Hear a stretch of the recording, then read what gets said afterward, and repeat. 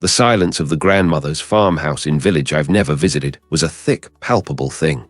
It pressed in from the ancient fields, from the skeletal trees that clawed at the perpetually overcast sky.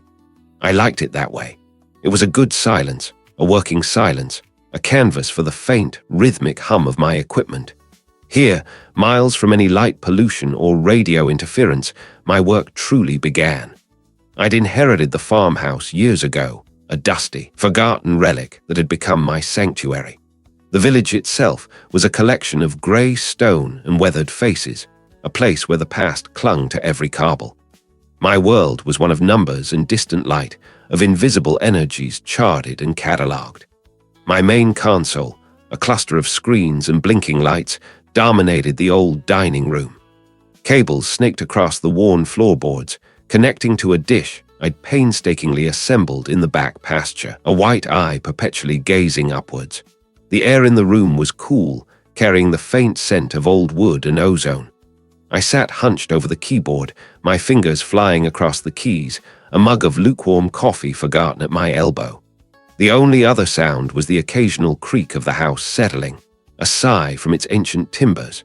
Most astrophysicists focused on the bright, the active, the observable. I was searching for anomalies, for patterns that defied expectation, for anything that hinted at a deeper, more complex reality than the one we understood. It was a painstaking, often fruitless endeavor, but my resolve was a stubborn thing, a core of steel beneath my solitary exterior. Days bled into weeks, marked only by the shifting grey light outside the window and the endless scroll of data on my monitors. I ate when I remembered, slept when exhaustion finally claimed me, often right there in my chair, head lolling against the cool leather. My life was a meticulously ordered loop of observation, analysis, and recalibration. Then a flicker. It was subtle at first, a barely perceptible deviation in the background radiation mapping. A spike, too brief to register as anything but noise. I dismissed it, ran a filter, and continued my sweep. But an hour later it reappeared, almost identical in its fleeting presence. My brow furrowed. Coincidence, perhaps, or a glitch in the aging hardware. I paused my primary analysis, a prickle of unease stirring in my gut. I hated glitches. They were sloppy, unpredictable, a stain on the pristine canvas of data. I spent the next 4 hours meticulously checking every component, tracing every cable, running diagnostic after diagnostic. The hum of the machines remained steady, the readouts clean, no errors, no corrupt files. The system was functioning perfectly. I returned to the raw data, my fingers hesitating over the keyboard. I isolated the region of space, a patch of seemingly featureless blackness millions of light-years away, nestled between two dwarf galaxies. I set the array to focus its entire receiving capacity on that single, insignificant point.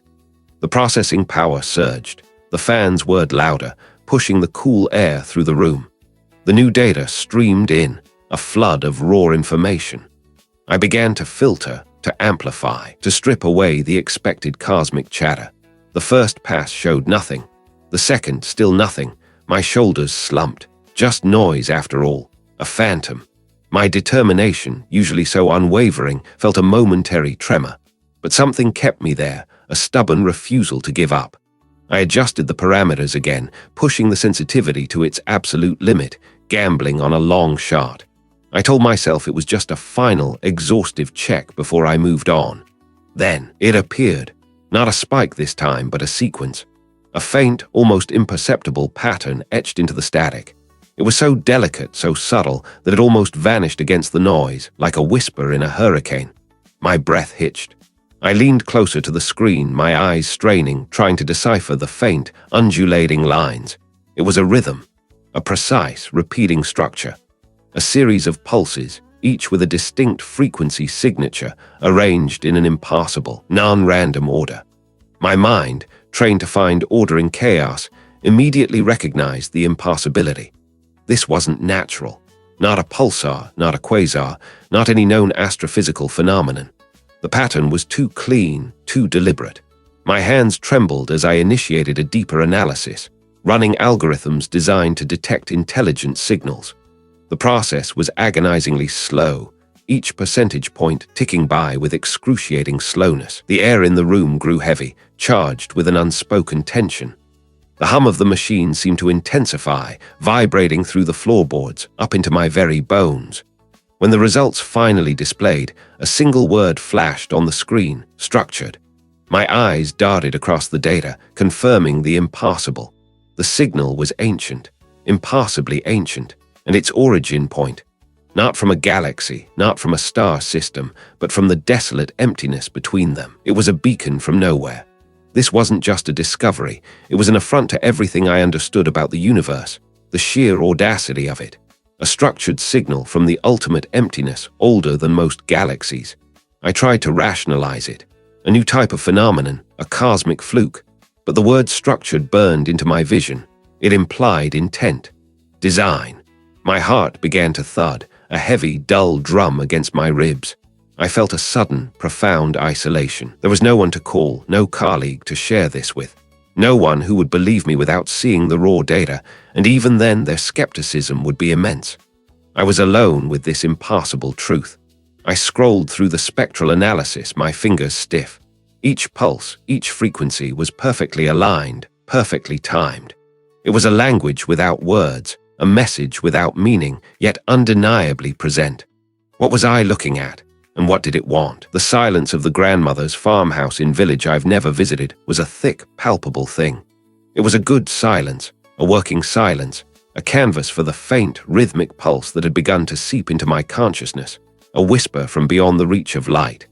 I had initially dismissed it, a stray harmonic, interstellar noise, but the persistence, the impossible regularity, had snagged at something deep within me. My days blurred into a single, continuous vigil. The small, cluttered room I had commandeered, normally reserved for storing forgotten heirlooms, and the scent of camphor, became my universe. The air, thick with dust motes dancing in the anemic light, filtering through grimy panes, grew heavy with the hum of my custom-built receivers and amplifiers. Coils of cable snaked across the worn floorboards, connecting my array of antennas, jury-rigged contraptions of copper and steel, to the complex circuitry of my main console. The ceaseless chitter and hiss of cosmic background radiation was a familiar lullaby, but now beneath it, a new sound resonated, a faint, almost imperceptible thrum. I lived on lukewarm coffee and stale biscuits, my vision blurring from the relentless glow of the monitors. My fingers, stained with ink and grime, danced across the controls, tuning, filtering, amplifying. The signal was elusive, a ghost in the static, but it was there. And it was structured, not random thermal noise, not the predictable burst of a pulsar, nor the dying echo of a supernova. This was different. This was ordered. The initial patterns were subtle, almost marking in their simplicity. The intervals between these sequences defied any known astrophysical phenomenon. They were too clean, too deliberate. My analytical software, designed to sift through the chaos of the cosmos for anomalies, began to flag these regularities with increasing urgency. Probability metrics screamed improbability. The simple pulses weren't simple at all. They were nested. Each pulse, when magnified, resolved into a miniature sequence of its own, a fractal arrangement of information. I spent hours, then days, mapping these sub-patterns, my mind a churning vortex of data points and spectral analyses. The sheer density of information packed into such a faint emanation was staggering. It wasn't just a series of beats. It was a symphony, played on an instrument I couldn't even conceive. My eyes burned. A dull ache settled behind my temples, a constant companion. Was it just the settling of ancient timbers, or was something else listening? The thought, once dismissed as exhaustion-induced paranoia, began to cling. I tried to apply every known principle. Mathematics first. I fed the sequences into algorithms designed to detect prime numbers, Fibonacci sequences, geometric progressions. Nothing. The patterns shifted, evolved, then repeated with a subtle, maddening variation that defied my logical frameworks. It was consistent, yes, but its consistency was not our consistency. It operated on a logic alien to human thought, a grammar that warped the very foundations of causality. Then, linguistics. I painstakingly transcribed segments, attempting to find phonetic correlations, morpheme structures, anything that resembled communication. I compared it to ancient dead languages, to obscure tribal dialects, to artificial constructs. The result was always the same: utter incomprehension. It had syntax, it had structure, it had an undeniable, terrifying intent. It simply wasn't meant for human ears or human minds. My own language, my own understanding of meaning, felt suddenly inadequate, a child's babble in the face of something vast and ancient. The signal never wavered. Not through solar flares, not through geomagnetic storms, not through the Earth's own rotational wobble. But it was clear, pristine, as if it had originated just beyond the windowpane instead of billions of light years away. This impassable clarity, this defiance of the universe's own entropic laws, was the most unsettling discovery of all. One night, the old grandfather clock in the hall chimed 3 times, its resonant bang rattling through the quiet. I jumped, spilling hot coffee onto my console. As I wiped it frantically, my gaze caught on a recurring motif on one of the spectral displays. A specific sequence of pulses, a signature, had begun to appear not just within the broader structure, but within the nested layers themselves. It was like a watermark, a deliberate inscription. Not a natural phenomenon, not a random occurrence, but an intentional mark. It was a symbol, if such a thing could be called one. Not visual, but temporal. A rhythm, a cadence that repeated with unwavering precision, a signature woven into the very fabric of the signal. It felt like a name, a calling card. Whatever had sent this, whatever had etched its mark into the fabric of space-time, was not merely observing. It was speaking. And it had been speaking for an impossibly long time. What was it trying to say? The silence of the grandmother's farmhouse in village I've never visited had begun to sour. It was no longer the productive hush I had welcomed, but a suffocating blanket woven from ancient dust and the unblinking gaze of the fields. My equipment hummed, a low, constant thrum against the quiet, the only sound of my world still making sense. I stared at the data on my screens, the impassibly ancient signal still broadcasting its stark, alien geometry. The patterns were too precise, too intricate for any natural phenomenon. My scientific instruments had done their job. They had confirmed the signal's existence, its structure, its terrifying age. But they offered no context, no meaning. And meaning was what I now desperately craved. The signal's rhythm, a pulsing, repeating series of complex numerical relationships, had begun to burrow into my subconscious. I saw it in the patterns of frost on the windowpane, in the grain of the worn kitchen table. It was a cold, alien logic, utterly devoid of warmth or familiarity. My mind, trained to find order in chaos, was struggling to classify this new, unsettling form of order. It felt deliberate, an artifact, but of what?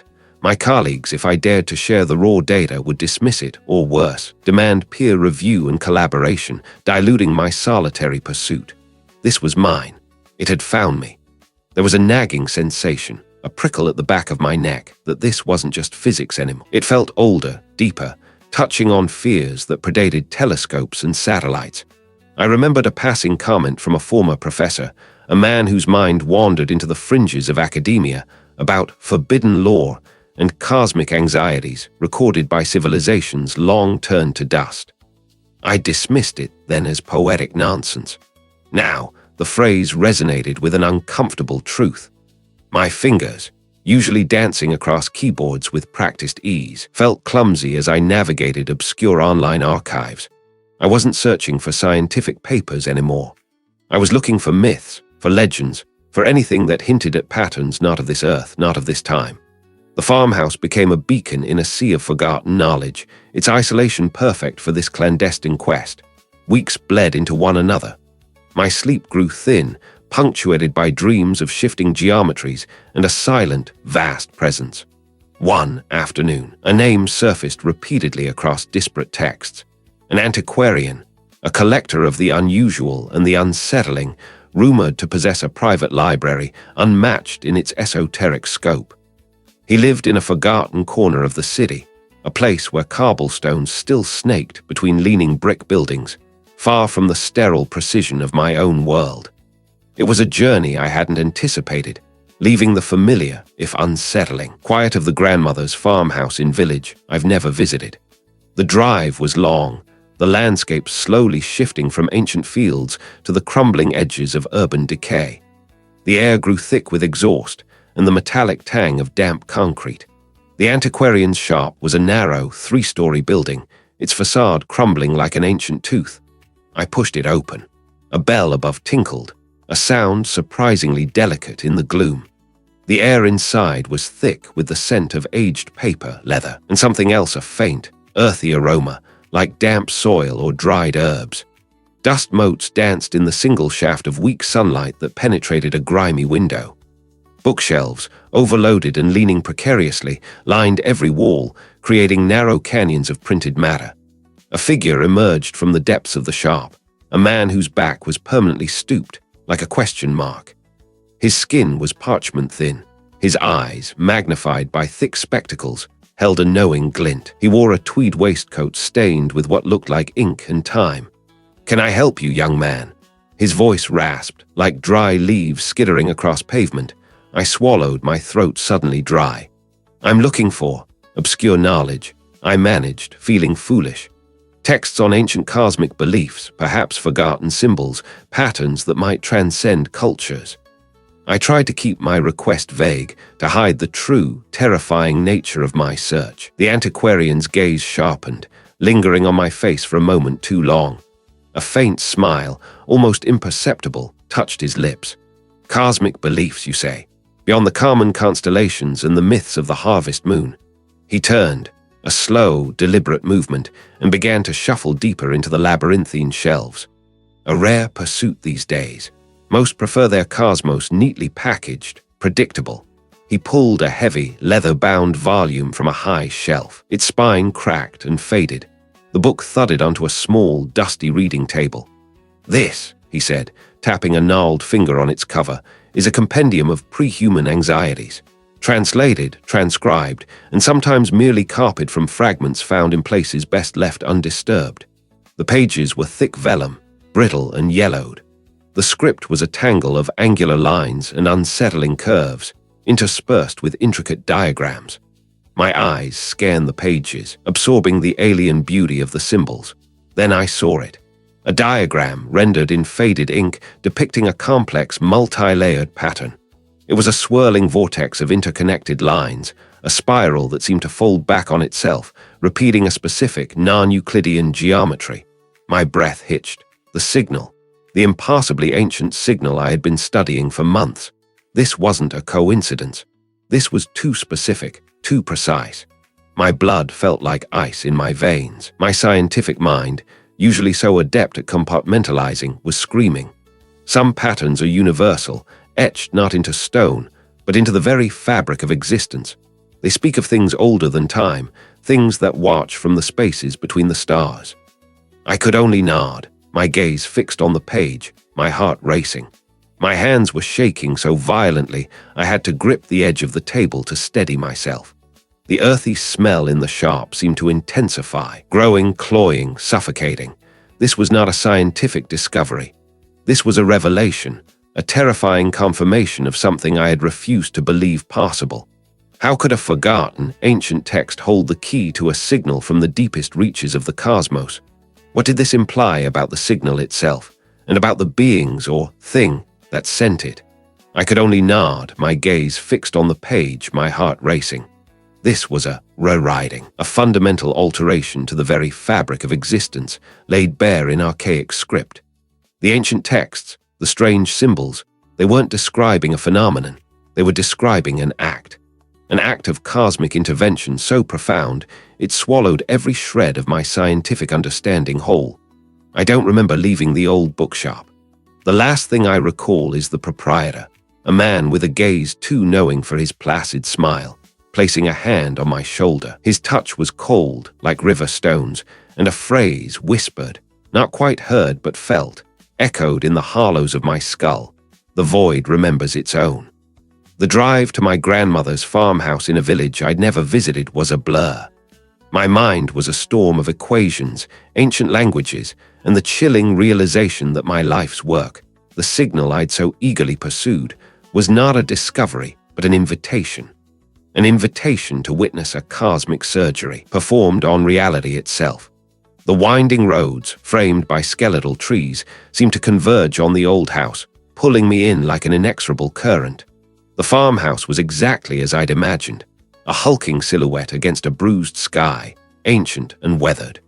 The key, heavy and rusted, turned with a groan that seemed to echo through the very foundations of the structure. Inside, dust motes danced in the anemic light filtering through grimy windows. The furniture, draped in white sheets like slumbering ghosts, exuded the faint, sweet smell of decay. I dropped my duffel bag in the main room, too exhausted to care where it landed. My first priority was to unpack the research notes, the signal data, and the carpet pages from the bookshop. I needed to see it all, to confront it, to convince myself it was a delusion. I found the small, unused study, its desk covered in a thin layer of grit. I cleared a space, neatly stacking my papers. I remembered placing my old brass compass, a gift from my father, precisely in the center of the cleared space. It was a habit, a small anchor in the chaos of my thoughts. I turned to plug in my laptop, fumbling with the cord. When I looked back, the compass was gone. My breath hitched. I scanned the desk, the floor, the nearby shelves. Nothing. I was tired, disoriented. It had to be there. I searched again, more frantically this time. My hands swept across the dusty wood, padding, searching. It was the compass, nestled exactly where I had placed it, gleaming innocently. My skin prickled. Had I imagined it? The brief moment of its absence felt so real, so absolute. I squeezed my eyes shut, then opened them. The compass remained. A trick of the light, perhaps, or a momentary lapse in my own attention. Yes, that was it. Just fatigue. The next few days blurred into a pattern of obsessive work and increasingly unsettling experiences. The signal data, once a source of intellectual thrill, now pulsed with a malignant energy on my screens. The strange geometries, the impassable angles I had once dismissed as visual noise, began to bleed into my waking hours. I was making coffee in the antiquated kitchen, the aroma of stale grounds mingling with the damp scent of the house. I glanced at the window, watching the rain streak down the pane. For a fleeting instant, the frame itself seemed to warp, the wooden sill twisting inward, its corners sharpening to a point that defied Euclidean geometry. I rubbed my eyes, feeling a tremor run through my hands. The window frame was solid, perfectly rectangular. I gripped the mug, my grip tight. My mind was playing tricks on me. The stress, the lack of sleep, the sheer enormity of what I was uncovering. It had to be that, but the dreams were harder to dismiss. They weren't just nightmares, they were intrusions. I saw shapes that were not shapes, colors that devoured light. There was a sound, too, a low, resonant thrum that vibrated deep in my bones, a sound that felt ancient and alien, yet somehow intimately familiar. It was the signal, amplified, distorted, now playing directly inside my head. I felt a presence, vast and indifferent, pressing against the edges of my consciousness, probing, correcting. One night, I dreamt of a massive, impassably complex structure. It was not built of stone or metal, but of pure thought, shimmering with an internal light. Within it, countless threads of reality were being woven, unraveled and rewoven. I saw familiar faces, people I knew, their forms momentarily solid before dissolving into glittering motes of light, then reforming into something subtly, horribly different. Their eyes held a distant, vacant quality, as if their very essence had been reconfigured. I woke up gasping, the taste of ash in my mouth, convinced I could still feel the phantom touch of those threads pulling at the edges of my own being. I stumbled out of bed, my heart racing, the thrumming sound still vibrating in my ears. The farmhouse was silent, save for the creak of old timbers. I walked to the window, peering out into the moonless night. The dense fog had rolled in, swallowing the village whole. The familiar outline of the ancient oak in the yard was gone, replaced by a swirling, indistinct mass. My eyes strained, trying to pierce the gloom. Was the oak truly gone, or was the fog just that thick? My mind, however, offered a far more terrifying question. What if it had never been there at all? The air in the grandmother's farmhouse in village I've never visited hung thick with the scent of dried lavender and something else something old and forgotten, like dust motes dancing in the beams of a lighthouse. I paced the worn rug, each step a dull thud against the quiet, the silence here a physical weight after the constant hum of my own equipment. My mind, however, refused to settle. The equations I'd scrawled on every available surface, the ancient glyphs that now seemed to claw at the edges of my vision, they all pointed to the same impassable truth. The signal was not merely a discovery. It was an invitation, a cosmic surger waiting to break upon the shores of our fragile reality. My own field, astrophysics, offered no answers for this. It gave me the how, the where, but never the why, or more terrifyingly, the what.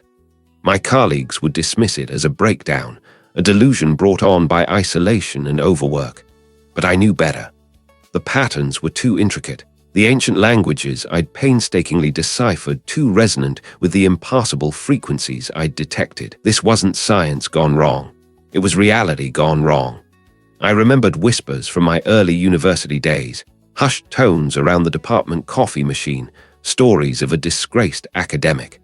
A scholar who had once held immense promise, lauded for their groundbreaking work in theoretical linguistics and obscure historical texts, until their theories veered sharply into the unprovable, the heretical. They'd spoken of patterns beyond human comprehension, of structures underlying reality that were not mathematical but something older, something sentient. The academic had been quietly, firmly ushered out, their papers archived in forgotten corners, their names spoken only as a cautionary tale. Now, that tale felt like my only hope. A frantic search through old academic journals, cross-referencing names and obscure footnotes, eventually led me to a remote address. Not a university, certainly not a research facility, but a dot on an ancient map, deep within a forgotten stretch of forest, hours from any paved road. It was a place where roads faded into tracks and tracks into overgrown paths. The journey was a slow, deliberate descent into isolation. My car, usually a sleek extension of my focused mind, now felt like a fragile shell rattling against the encroaching wildness. The asphalt gave way to gravel, then to packed dirt, each jolt sending a shiver through the chassis. Trees, gnarled and ancient, leaned in from either side, their branches weaving a canopy that swallowed the afternoon light, plunging the path into a perpetual twilight. The air grew damp and heavy, carrying the scent of wet earth, decaying leaves, and something else, something metallic and sharp, like old rust mixed with ozone. My knuckles were white on the steering wheel. I pressed on, a grim determination pushing aside the rising tide of unease. Finally, the track opened into a small, overgrown clearing. Ahead, nestled amongst a tangle of thorny bushes and towering, skeletal trees, stood a structure that might once have been a cottage. Now it was a ruin. Sagging roof, boarded windows, a chimney that leaned precariously like a broken finger. The paint, if it had ever existed, was long gone, leaving the wood a uniform, weathered gray.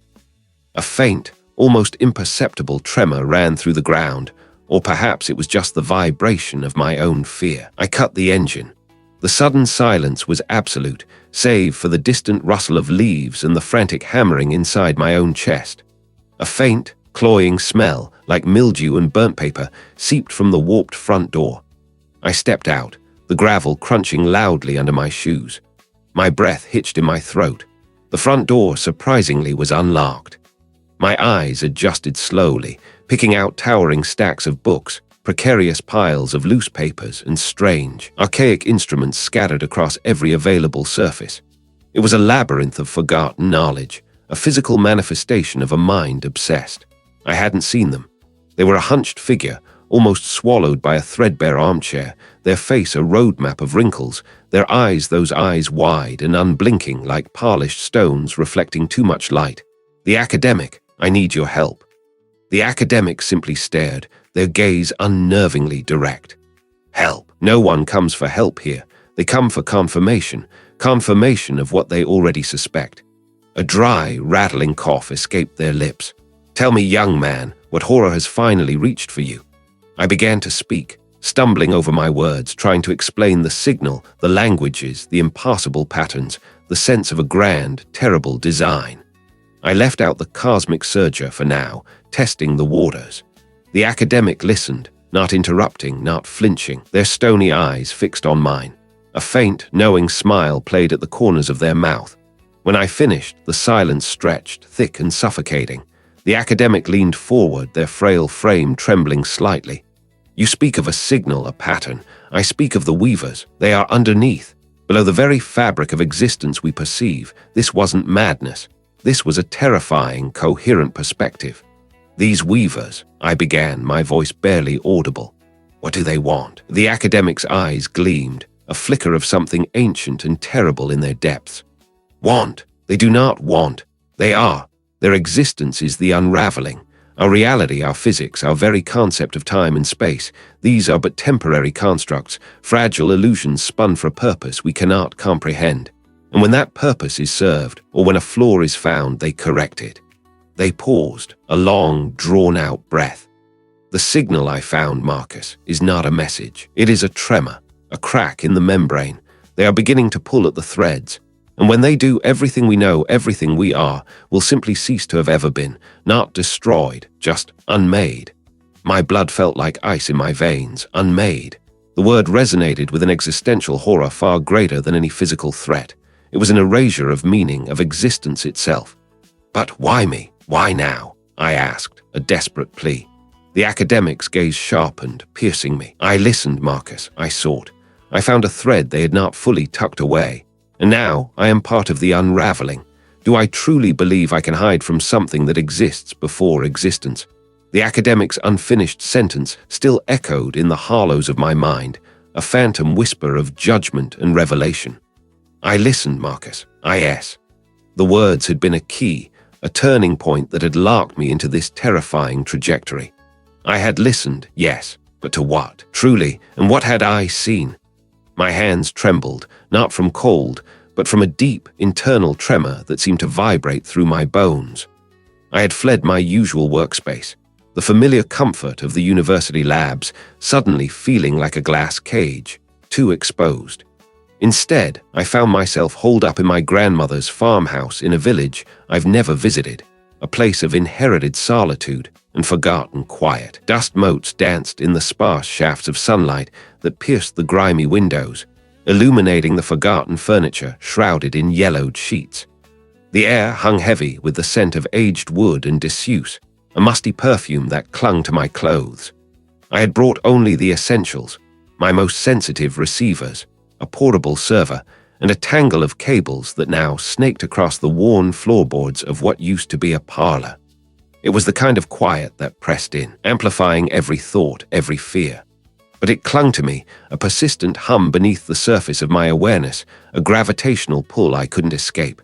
My fingers, almost against my will, traced the cold metal of the console. I had to know. I had to understand what it was that had chosen me, or rather, what I had chosen to hear. The screen flickered to life, a ghostly blue glow in the dim room. I calibrated the filters, adjusted the gain, and watched as the familiar patterns began to resolve themselves. They were not random, I knew that much. There was an underlying order, a terrifying elegance to the frequencies, the modulations, the intricate dance of waveforms that pulsed across my display. For weeks, I had approached it as a puzzle, a cosmic cipher to be cracked with algorithms and mathematical precision. I had sought the logic, the repeating sequences, the hidden mathematical constants that might reveal its origin or its purpose. The patterns began to weave together, not just as data points, but as something cohesive. A melody, perhaps, not one I could hear with my ears, but one that resonated deep within the architecture of my mind. It was a rhythm, a cadence that spoke without sound, a language without words. My skin prickled with goose flesh. This wasn't merely information, it was intentional. The air in the farmhouse grew heavy, thick with an unseen presence. I felt a pressure building behind my eyes, a faint, persistent thrumming in my skull. The signal was no longer an external phenomenon on a screen. It felt as if it were directly interfacing with my consciousness. Each resolved fragment of the waveform seemed to unlock a corresponding concept within me, not as a translated message, but as a pure, unadulterated knowing. It was a song, I realized with a sickening lurch in my stomach. A vast, ancient song, played on instruments of cosmic law, resonating through the very fabric of existence, and it was speaking directly to me. The realization hit me with the force of a physical blow, knocking the air from my lungs. My chest tightened, a vice grip squeezing my ribs. How could something so distant, so impassably old, be aware of my solitary presence in this forgotten parlor? The fragments it imparted were not words, but impressions. Visions of an unimaginable scale, of fundamental forces bending and reforming. I saw, or rather felt, the concept of unmaking again, but with a terrifying new clarity. It wasn't destruction in the common sense, not an explosion or a collapse. It was a meticulous, patient unraveling. Imagine a tapestry woven with threads of reality, and then imagine a vast, unseen hand methodically plucking out each strand, not to destroy the fabric, but to reweave it into a pattern utterly alien, utterly hostile to its original design. I gripped the edge of the desk, my grip tight, my fingers digging into the scarred wood. My breath hitched in my throat, each gasp sharp and shallow. The song was a blueprint, a set of instructions for a cosmic re-architecture. My vision swam, the blue glow of the screen blurring at the edges. It wasn't just observing, it was informing. It was teaching, and what it taught was the utter insignificance of everything I knew, everything humanity held dear. I was a single note in an infinitely complex, terrifying composition, and the composer was indifferent to my existence, yet utterly aware of my presence. What kind of purpose could justify such a terrifying undoing?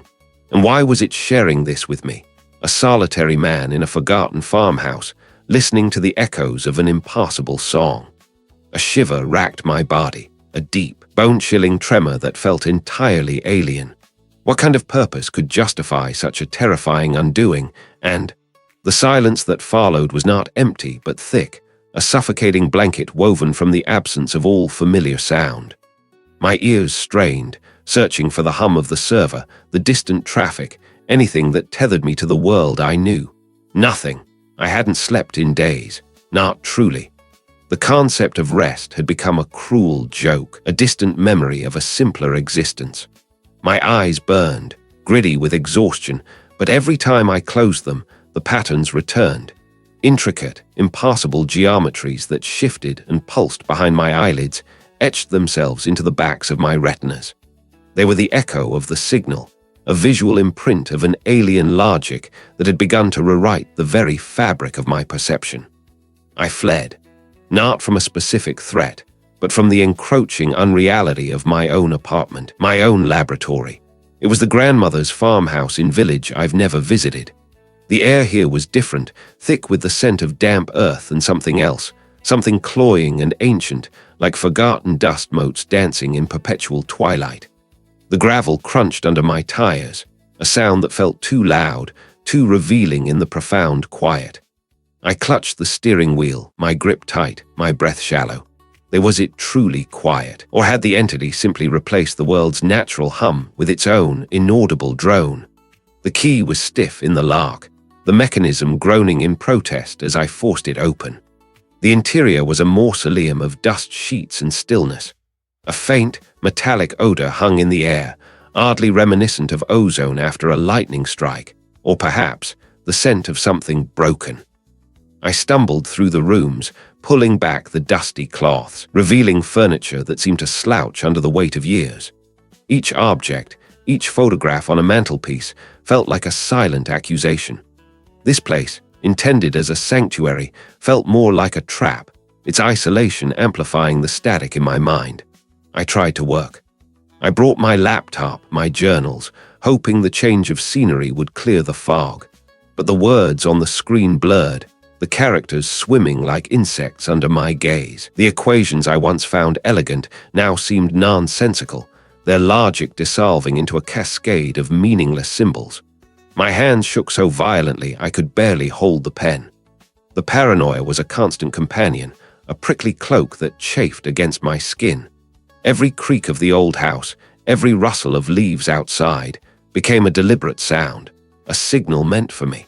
I started seeing things, fleeting glimpses of movement in my peripheral vision. Gone the instant I turned my head. The wallpaper patterns began to shift, the floral motifs subtly rearranging themselves into impassable tessellations, then snapping back to their original form when I blinked. I knew intellectually that these were tricks of the light, products of sleep deprivation, and a mind pushed past its breaking point. But the conviction, the absolute certainty that they were real, was overwhelming. One evening, I was staring at a chipped porcelain plate on the kitchen counter, its surface dulled by age. Suddenly, the cracks in the glaze seemed to deepen, to spread like veins across the plate's surface. They pulsed with a faint, internal luminescence, and then, impassably, the edge of the plate began to ripple, to soften, as if it were melting wax.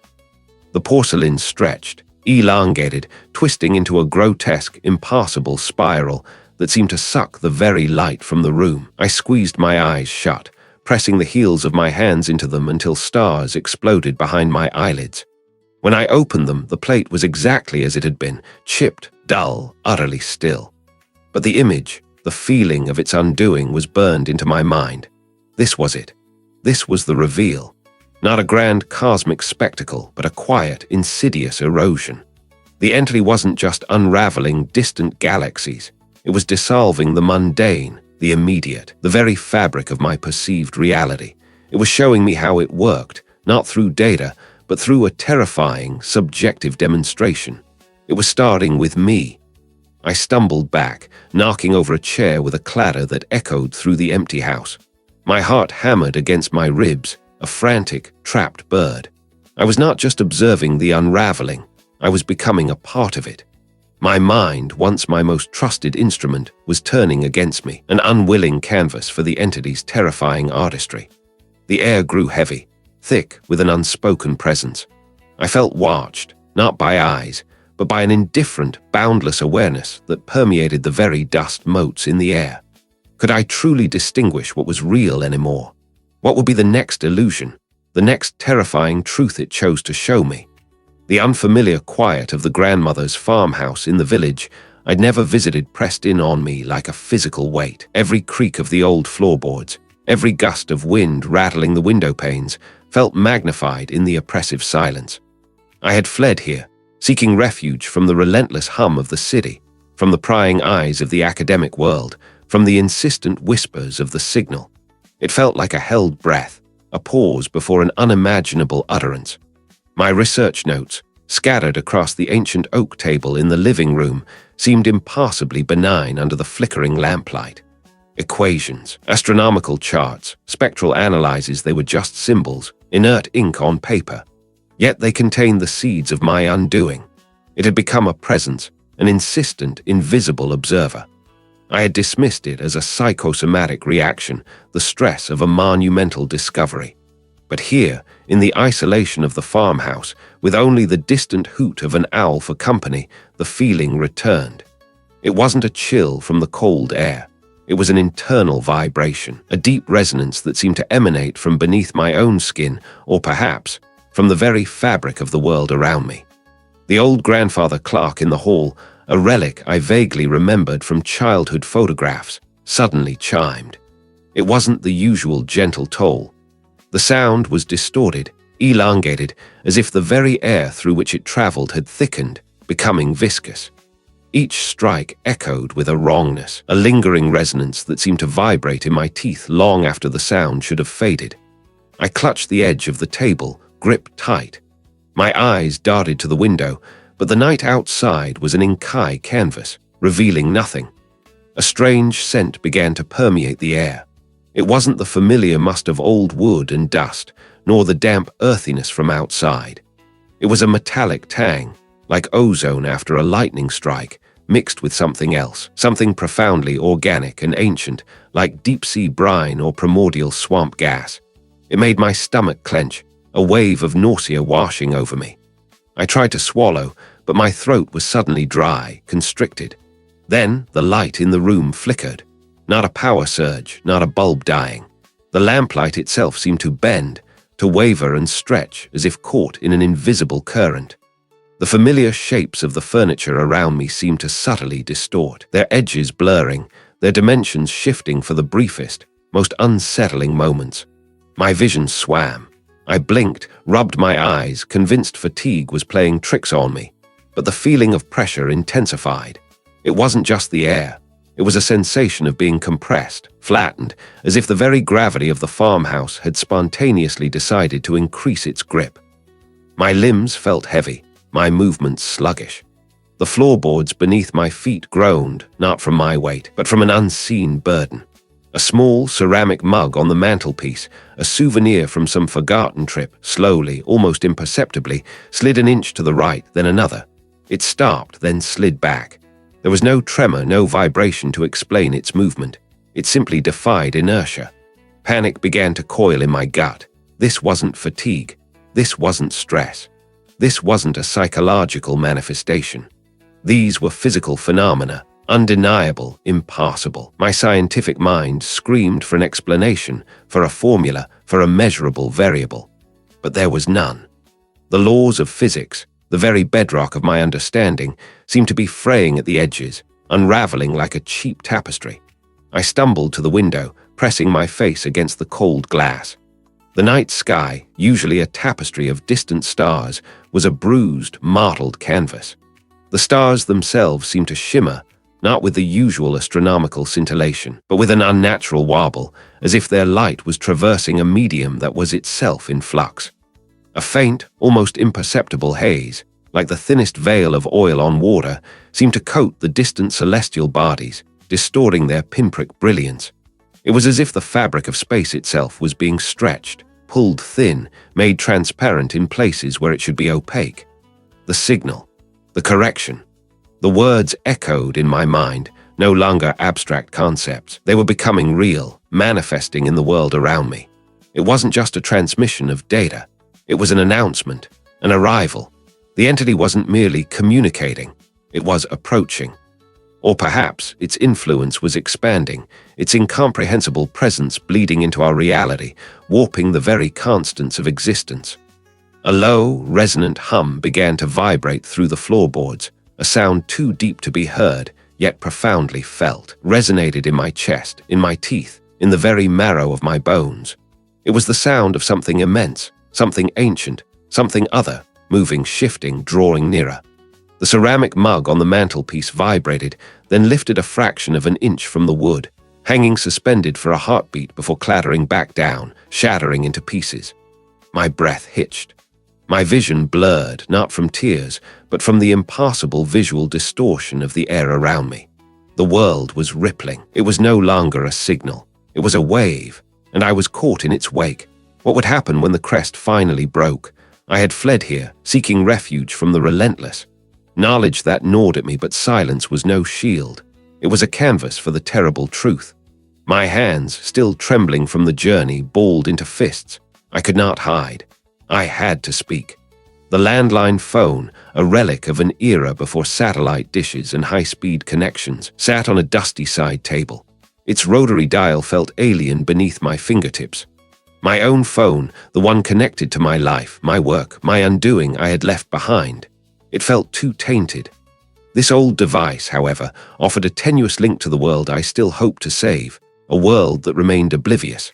I swallowed, the taste in my mouth like ash.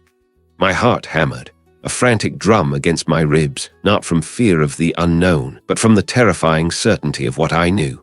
I dialed the number of a senior colleague, a woman whose intellect I respected, whose skepticism I had always found invigorating. The ringing echoed in the quiet room, each pulse of sound a tiny, desperate plea into the void. She picked up on the third ring, her voice crisp, professional, utterly normal.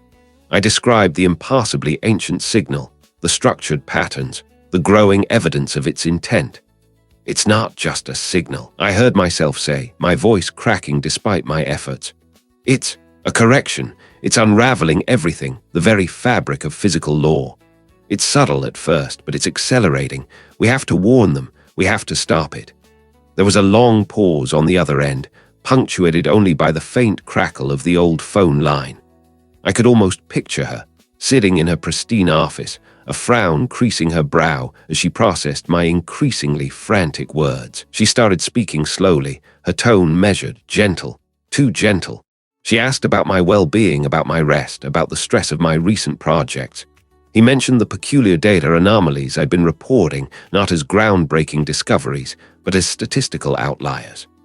"Marcus," he said, his voice softening further, "I think I need a break, a real one. I've been working too hard. Perhaps some time away from the observatory, away from the screens. These patterns I'm seeing. Sometimes, when we're under immense pressure, our minds can connect disparate points, create meaning where there is none." Her words were like cold water, but they did not extinguish the fire of my certainty. They only made me feel more alone. I argued, I pleaded, I demanded she look at the raw data again, the patterns that could not be dismissed as mere coincidence. I could hear the shift in her voice, a subtle hardening, a resignation. She thought I was breaking. She thought I was delusional. I hung up the phone, my hand shaking so violently the receiver clattered back into its cradle. I paced the worn rugs, the floorboards groaning under my weight. My breathing was shallow, ragged. This couldn't be the end. There had to be someone else. I remembered a contact, a senior official within the oversight committee that funded our research, a man known for his pragmatism and his unwavering belief in scientific integrity. Surely he would understand the gravity of what I was saying. Dialing his number felt like a monumental effort. My fingers fumbled with the dial. This time, a secretary answered, her voice clipped and efficient. She put me through after a brief wait. I launched into my explanation with renewed urgency, trying to distill the incomprehensible into terms he might grasp. I spoke of the fundamental constants, of the slow, insidious alteration of the very rules of the universe. His response was immediate and far less sympathetic. "Marcus, this is highly irregular. I've bypassed proper channels, and these claims, they're extraordinary. Frankly, they sound like something from a late-night radio program." He didn't even try to soften the blow. "We've received a report from my colleague regarding my recent behavior. There are concerns, serious concerns. I suggest I return to my facility and cooperate with the evaluation process that's being arranged. My security clearance is, of course, under review." Evaluation process. Security clearance under review. They weren't just dismissing my claims, they were dismissing me. They were stripping me of my authority, my credibility. This is about everything. It's already started. You won't see it until it's too late. He interrupted me, his voice firm, final. "Marcus, I'm ending this call. I advise you to reconsider your current course of action, for your own good." The line went dead with a click that sounded like a final judgment. The phone lay inert on the table, a useless piece of plastic. I was alone, truly, utterly alone. The world, the vast, oblivious world, had sealed me out. They believed I was mad. They would ignore the warnings until the unraveling was undeniable, until the sky itself began to tear. My chest ached with a profound, crushing despair. The old farmhouse, once a temporary haven, now felt like a cage, its walls closing in around me. What was left to do when no one would listen, when the very act of warning only served to isolate I further? What could one man do against an entity that sought to rewrite reality itself, when the gatekeepers of that reality chose to cover their ears? The wind howled outside, a mournful sound that seemed to carry a faint, almost imperceptible hum beneath it. Or was that just the blood rushing in my ears? The click of the phone line severing was a physical blow, a sharp, cold snap against the sudden silence of the room. The receiver felt dead in my hand, a useless plastic relic. He had cut me off. The detective, or whoever he truly was, had issued his final judgment. Alone. Yes, I was truly, irrevocably alone in this. A chill, not from the room's temperature, traced icy fingers up my spine, but it was quickly eclipsed by a surge of grim resolve. They could deny it, but they couldn't stop what was coming. I wouldn't let them. My current isolated dwelling, a rented cabin deep in the woods, felt too exposed, too familiar. I needed to move to a place where my past wouldn't haunt me, where no one would think to look. A name surfaced from the forgotten corners of my memory, my grandmother's farmhouse. A place I had never visited, a remote village I knew only from faded family letters. It was perfect, obscure, untouched by my recent history. I packed quickly, throwing clothes and my few remaining devices into a worn duffel bag. The drive was long, the landscape outside my window slowly shifting from dense forest to rolling, sparsely populated hills. The sky, usually a uniform blue, seemed to shimmer at the edges of my vision, a subtle distortion, like heat rising from asphalt on a summer day, but without the heat. I blinked, rubbing my eyes, attributing it to fatigue. Each time a tremor of unease snaked through me. The lanes were narrow, paved with cobblestones that shifted under my tires. Houses leaned at odd angles, their roofs sagged, not with the charming decay of age, but with a structural weariness that felt fundamentally wrong. The air was heavy, damp, carrying the scent of damp earth and something else, something metallic and acrid, like distant lightning strikes. I found the farmhouse on the outskirts, set back from a winding lane, almost swallowed by overgrown brambles and gnarled, ancient trees. The front door groaned open on rusty hinges, releasing a puff of stagnant, musty air. Inside, dust motes danced in the slivers of light that pierced the grimy windows. The furniture was draped in white sheets, ghostly forms in the gloom. An old grandfather clock in the hall stood silent, its pendulum still, the hands frozen at an impassable hour, 13:30. It wasn't broken in the conventional sense. It simply wasn't. The first few days were a blur of setting up, clearing dust, trying to establish some semblance of order. I hooked up my laptop, desperate for a connection to the outside world, to verify what I already knew. The internet, however, was a fractured thing. News sites loaded slowly, images pixelated, and videos often froze, replaced by garbled, multicolored patterns. Reports, once isolated, now formed a horrifying mosaic. They spoke of impassable architectures blooming overnight in urban centers, skyscrapers twisting into Escher-like spirals, bridges looping back on themselves, roads that simply ceased to exist, replaced by sheer, impassable drops. In the desert, monolithic structures of unknown material had appeared, their surfaces absorbing light, their angles defying Euclidean geometry. Cities were being evacuated. Panic was spreading. It was carving its signature onto the very fabric of the world. One evening, staring at a flickering screen displaying a distorted satellite image of a mountain range that now sported a colossal inverted peak, my breath hitched. The image glitched, then resolved, and in that brief, horrifying moment of clarity, I saw it. The angles, the curves, the impassable symmetries. They weren't random. They echoed the patterns I had glimpsed in the signal, the non-Euclidean geometry I had struggled to comprehend. It was a language, a series of corrections. My hands trembled, my fingers fumbling across the keyboard, searching for more examples for corroboration.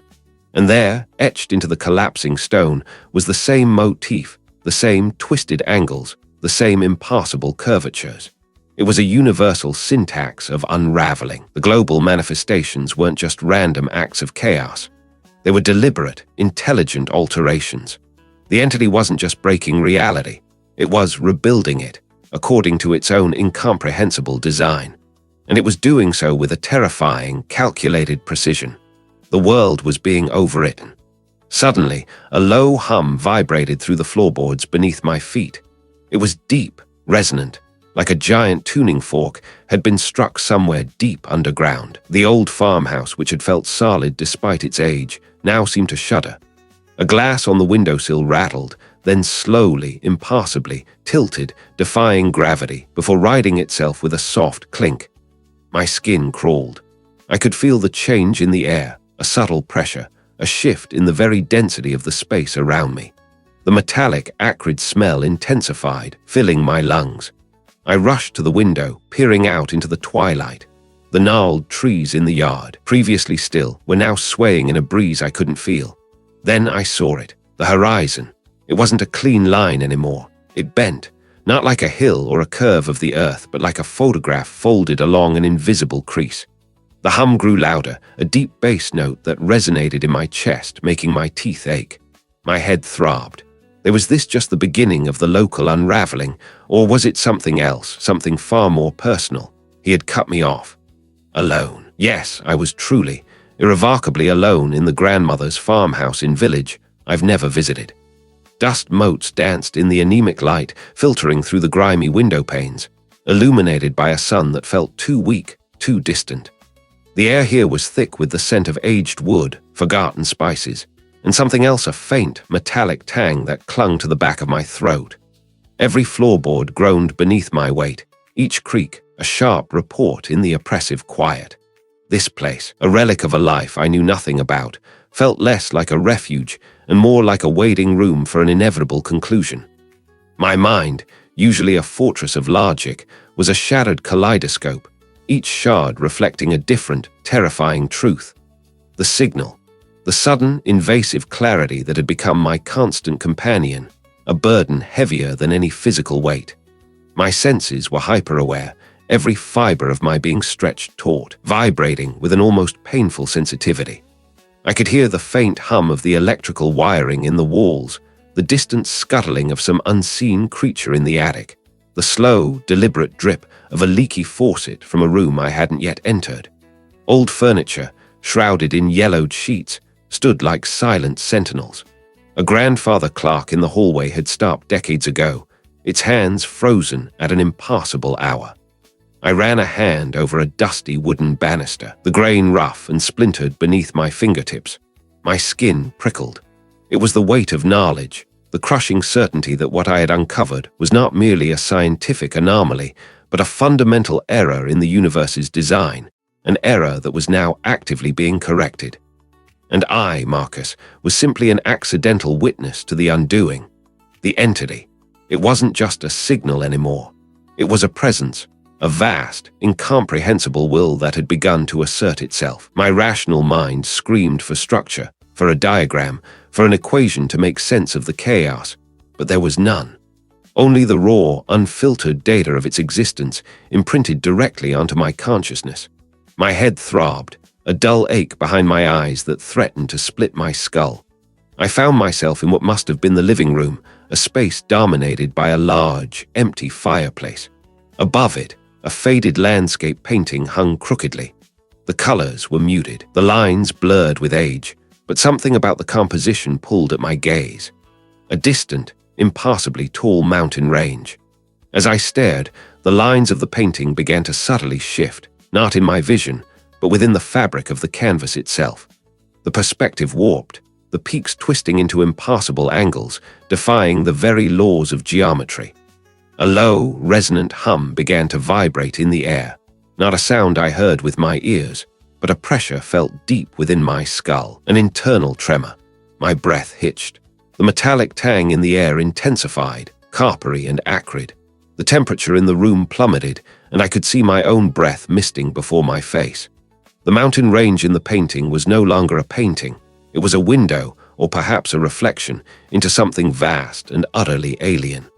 The lines, once depicting jagged peaks, now formed an intricate, self-contradictory lattice.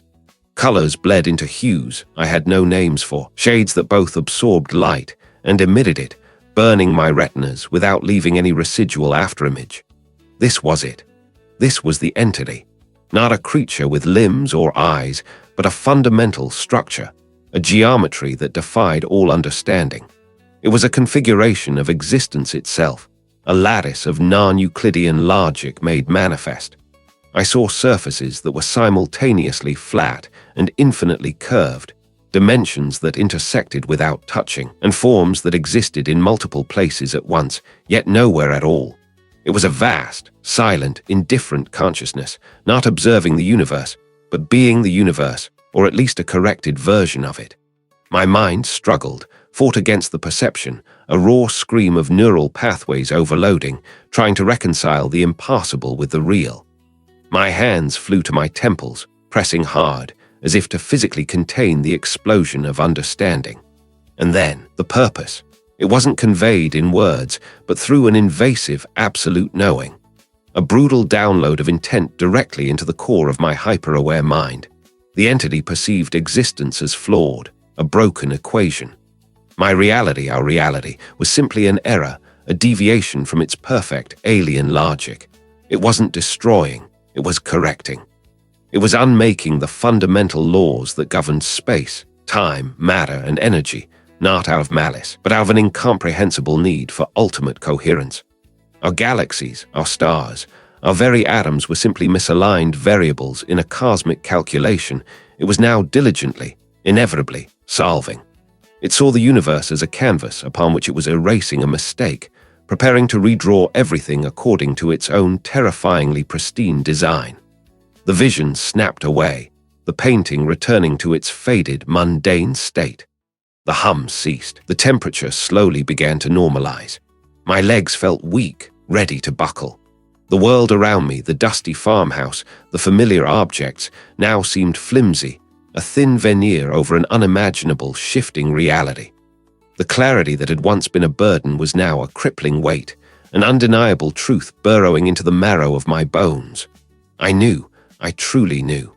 What could I do now, with this truth carved into my very being, against something that saw my world as a flawed equation, ready to be wiped clean? Alone. Yes, I was truly, irrevocably alone. The chill from the severed call lingered in my hand, a phantom limb of connection ripped away. My breath hitched, a dry, rasping sound in the empty room. There was nowhere left to turn, no one left to plead with. Only one place remained, a desperate, final thought, a whisper of a distant memory. The grandmother's farmhouse in a village I'd never visited, a place forgotten, perhaps, by everything but time itself. The drive was a blur of frantic decisions and caffeine-fueled desperation. I bypassed the main roads, taking winding back routes, a futile attempt to outrun the inevitable, or perhaps just to prolong the illusion of choice. The old sedan rattled over crumbling asphalt, its engine a ragged cough in the pre-dawn quiet. My hands gripped the steering wheel, grip tight, a tremor running through my forearms. The world outside the window seemed to ripple, the edges of the trees blurring, the streetlights stretching into smears of sickly yellow. Or perhaps it was just my vision, frayed by sleepless nights and a mind on the verge of splintering. When I finally reached the village, it was a ghost town, even for the early hour. No lamplight, no sound. An unnatural stillness had already settled, a premonition that tightened my chest into a hard knot. The farmhouse itself sat at the end of a long, overgrown lane, shrouded in ancient oaks. It was larger than I remembered from the faded photographs, its weathered clapboard siding a mosaic of grey and peeling white. The roof sagged in the middle, a tired old spine giving way. A faint, earthy scent, like damp leaves and generations of dust, clung to the air. I killed the engine, and the resulting silence was absolute, a heavy blanket that pressed against my eardrums. I could hear the frantic thrum of my own pulse, a frantic drum against the profound stillness. I stepped out, my boots crunching on gravel, each sound amplified, swallowed almost immediately by the vast quiet. The front door was unlocked, as if awaiting me. I moved through the house with a strange, somnambulant certainty. My determination wasn't about finding safety, but about finding a vantage point, a place to witness. I climbed the creaking stairs, dust motes dancing in the meager light, filtering through grimy windows. The second-story window in what must have been a spare bedroom offered a wide, unobstructed view of the surrounding fields and the distant, low hills. I pulled aside the heavy, moth-eaten curtains, sending up a cloud of fine grey powder that caught in my throat. The sky was changing. Not subtly, not with the slow, deliberate march of dawn, but with an impassable internal shift. The deep indigo of pre-dawn began to fracture, not into lighter hues, but into shades that seemed to absorb light rather than reflect it. There were colors I had no names for, colors that felt like a violation of the visible spectrum.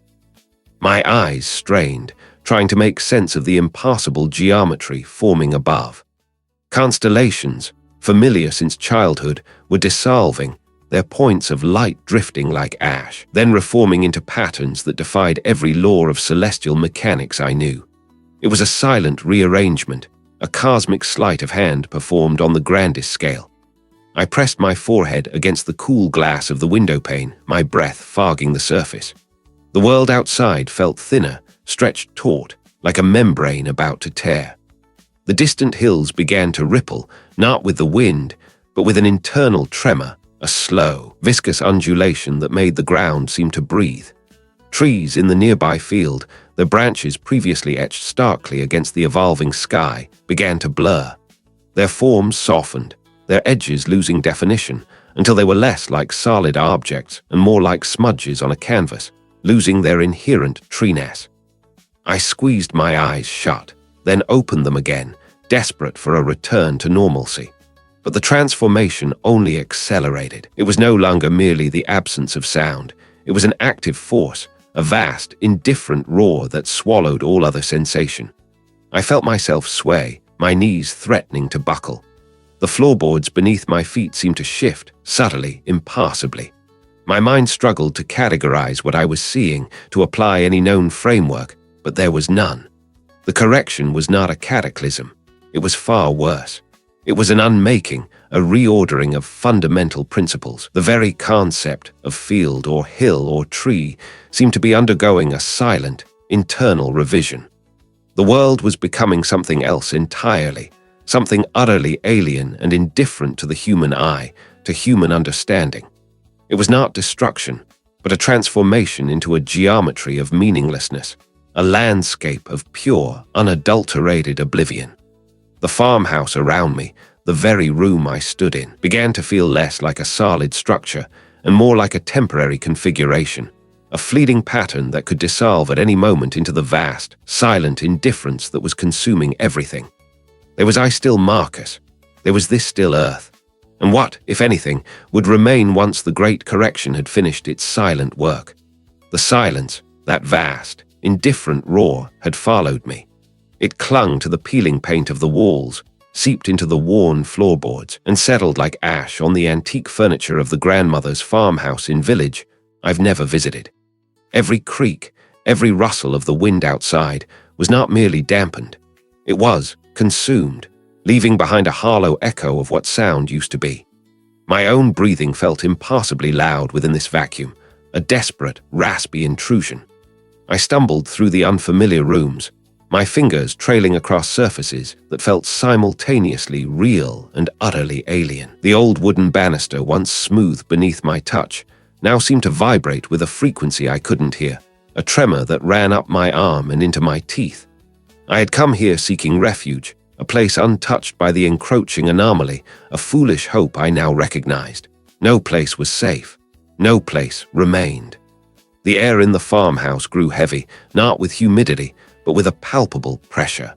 It pushed against my eardrums, made my chest ache. I pressed my palms to my temples, trying to alleviate the phantom ache, but it was internal, a reverberation of the external unraveling. The windows, thick with dust and grime, offered no solace. Beyond the glass, the familiar shapes of trees in the overgrown yard blurred, their outlines wavering as if seen through rising heat. The world outside was softening, losing its edges. I found myself in what must have been the living room, a space filled with forgotten things. A faded armchair, mantelpiece crowded with porcelain figurines, a grandfather clock frozen at some arbitrary hour. It pressed down on the furniture, on the dust motes dancing in the slivers of light that penetrated the curtains. I reached out to touch one of the figurines, a small shepherdess with a chipped hat. Then, a subtle shift. The colors on the figurine seemed to bleed, the blue of her dress merging imperceptibly with the white of her sheep. The texture, too, was changing, becoming less defined, softer like clay left too long in the rain. A tremor ran through the floor. Not an earthquake, not a structural shift, but something deeper, more fundamental. It was as if the very concept of up and down was being debated, reconsidered. I swayed, clutching at the armchair, its fabric suddenly feeling like coarse sand. My vision swam. The room tilted, not physically, but perceptually.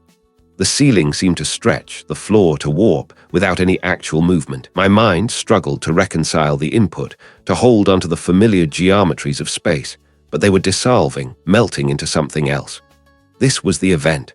Not an explosion, not a cataclysm, but a quiet, insidious unmaking. The entity wasn't destroying, it was revising. It was correcting the very grammar of existence. I sank to my knees, my breath catching in my throat. My hands, when I looked at them, seemed to waver, their edges indistinct. The lines on my palms, the ridges of my knuckles, they were all softening, blurring into a uniform, pale expanse. I tried to clench my fists, to feel the reassuring solidity of bone and muscle, but the sensation was muted, distant, as if my body was no longer entirely mine, no longer entirely there. Then came the reveal, not through sound or sight as I understood them, but as an instantaneous, crushing comprehension. It was a download of pure, unadulterated truth into my fracturing consciousness.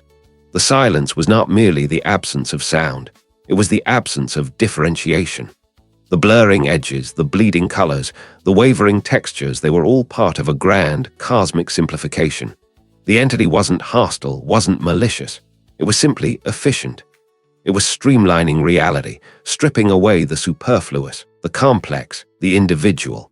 My very existence, my unique perspective, my struggling determination, all were deemed unnecessary variables. The understanding brought with it a profound, dizzying sense of insignificance. We were not part of a grand design, nor were we a cosmic accident. We were simply an anomaly, a momentary wrinkle in an otherwise smooth, undifferentiated fabric. And the entity was smoothing the fabric. The specific details of the grandmother's farmhouse faded. The armchair, the mantelpiece, the shepherdess figurine, they all blended into the surrounding grayness, losing their unique forms, their individual identities. I could no longer tell where the wall ended and the floor began, where my hands stopped and the air started. Everything was becoming one, a vast, featureless expanse. My thoughts, too, were fragmenting. Words lost their meaning, concepts their definitions. Fear became just a faint echo, Marcus a forgotten sound. There was only the sensation of merging, of becoming part of the greater, simplified whole. My physical form, once a distinct boundary, dissolved into the pervasive grayness. I was no longer a collection of organs and cells, no longer a mind observing reality. I was part of the texture. The last thing I perceived was a vast, indescribable sameness, a profound, eternal quiet. It wasn't empty, it was simply uniform. And I was in it, part of its unyielding, featureless expanse. There was this, the true reality. There was this what had always been, waiting to reclaim its perfect, unblemished form.